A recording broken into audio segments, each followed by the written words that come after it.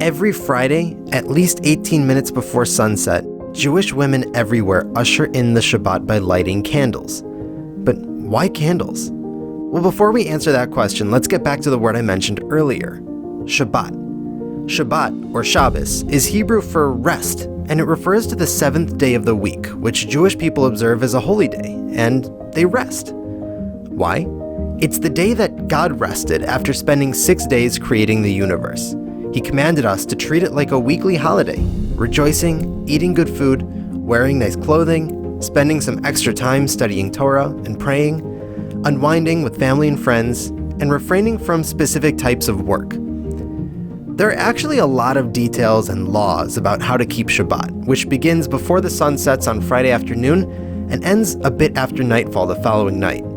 But Shabbat isn't only about what you can and can't do. Shabbat is a day that we become connected to God on a deeper level than the rest of the week, an island of unplugged, unhurried, and unadulterated spiritual bliss. Okay, now back to the candles. There are some very practical reasons why we light candles before Shabbat. First of all, before everyone had electric lighting, candles were the best way to see in the dark. And since it's forbidden to light or extinguish a flame on Shabbat, you would need to light your lamps before Shabbat officially begins. With the candles lit well before sunset, you can rest assured that you won't be stubbing your toe everywhere and eating in the dark. The candlelight brings a peaceful Shabbat ambiance, demonstrating respect for the holiness of the day. It helps us let go of any feelings of stress or tension and adds to the atmosphere of pleasure, which defines the essential Shabbat experience. On a spiritual plane, King Solomon says God's mitzvahs are a candle, and the Torah is light.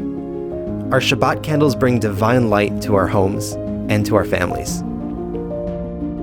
Just like a candle, our souls are constantly reaching upwards, trying to connect to our spiritual source. But it can't end there. That spiritual energy needs to be translated into our everyday lives. We need to take the transcendent and tranquil message of Shabbat and transform it into something we can relate to every day of the week. And that's exactly what happens when we do this special mitzvah.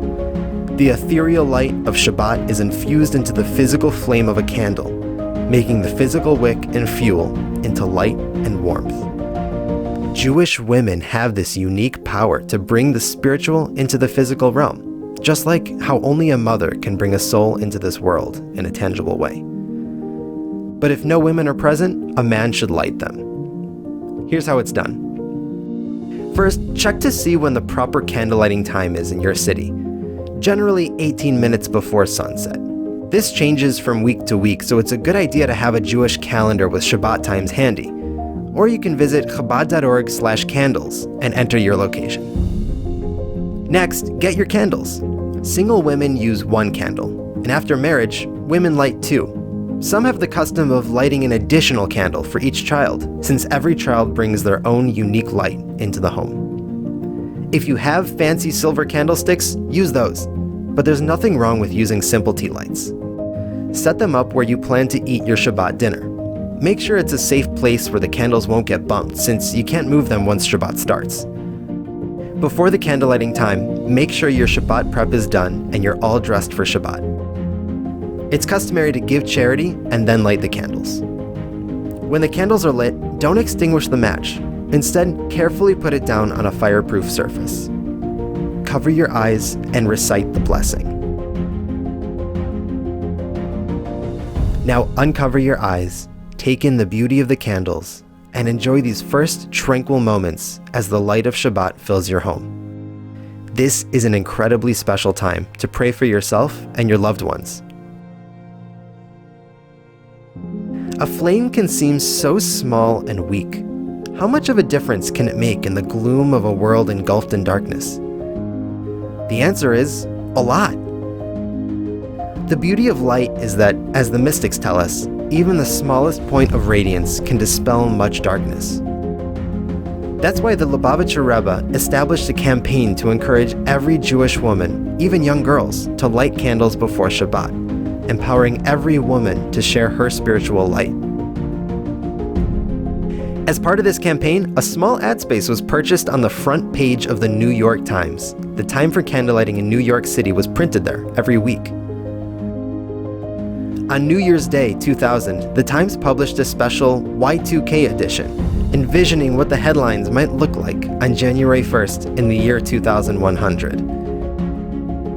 They had put a lot of imagination into the future headlines, and in that tiny corner at the bottom, an accurate listing for candlelighting times in New York 100 years later.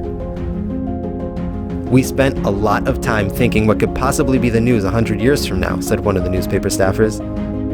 "There's a good chance there will be no newspapers by then. But Jewish women and girls will still be lighting candles."